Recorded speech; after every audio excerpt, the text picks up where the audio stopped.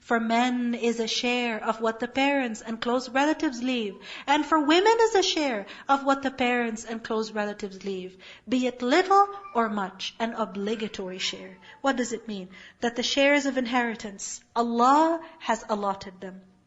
Allah has fixed them. They have been appointed by Allah. So any estate, whether big or small, must only be distributed according to the law that Allah has revealed. And in this law that Allah has revealed, the law of inheritance, men have a share and women also have a share. And this was something that was new, because at that time, women were not given any share of inheritance. And we see that even until as recent as less than 200 years ago, women did not have the right to inherit in many parts of the world. Many parts of the world. So Allah says, for women also is a right, for men is a share. But these shares are fixed, you cannot change them. And when other relatives and orphans and the needy are present at the time of division, then provide for them something out of the estate. And speak to them words of appropriate kindness. Meaning Allah knows the hearts and inner feelings of people. He knows that when money is being distributed, when things are being distributed, then someone who does not have a share in that, how will he feel? Left out. So even though they do not have a share, still Allah says, give them something. Give them something. Give them something of your own share.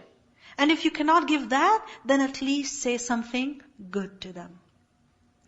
And let those executors and guardians, the executors meaning those who have been given the duty to execute the will, meaning divide the estate. These people, like for example, an elder of the family, he is dividing up the shares. Okay, this son will take this share, this daughter will take this share. The person who's executing the will, the guardians, what should they do? Allah says they should fear injustice, as if they themselves had left weak offspring behind and feared for them. Put yourself in the shoes of the person who has died.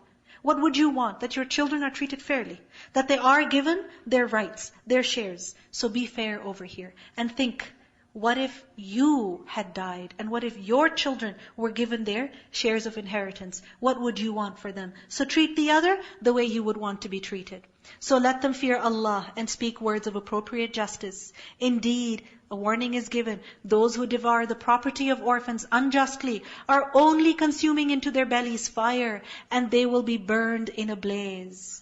Now, the law of inheritance. Allah instructs you concerning your children. For the male, what is equal to the share of 2 females. Why? Because the financial burden and responsibility rests on who? On the man. Think, at the time of marriage, the man has to give to the woman. The woman is receiving. After marriage, the man must spend on the woman. The woman is technically receiving.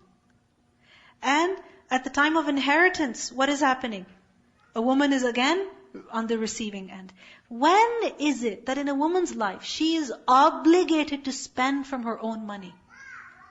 When? She must. It's fard on her to spend from her own money. What is that time? Zakat? Even that. Women just tell their husbands, calculate it and you give it. He knows how much the gold weighs. Right? He knows what the price is, and he is giving from his cash, your zakat, for the jewelry that you're wearing. Right? Your money, you're using it in the form of gold, in the form of jewelry. You're using it. And his money, he's earning it and constantly spending. If he gets it in inheritance, he has to spend on his family. So this is that one time that the poor guy, he gets to get a free gift. So when he gets it, let him have it. Let him enjoy it. And Allah is fair. Allah is fair. This is why He's given the man double the share of a woman at this time. Why?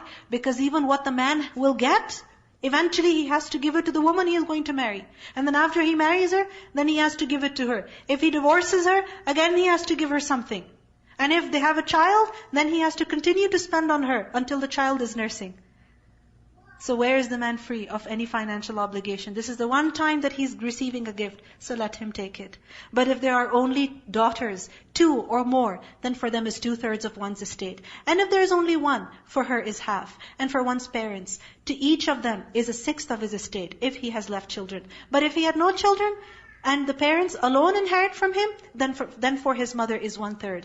And if he had brothers or sisters, then for his mother is 1/6, after any bequest he may have made or debt.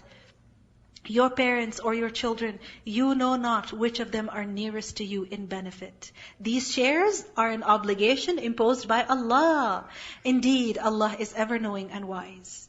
The thing is that we think that our parents, they love us more. So all our wealth should go to them after we die. Or we think our children are more deserving. Or we think that a particular relative, he is more deserving. Or we think our relatives, they don't deserve it at all.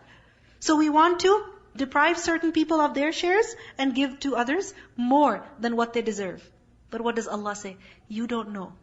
You don't know who's of more benefit to you. You don't know for whom this money will be best for.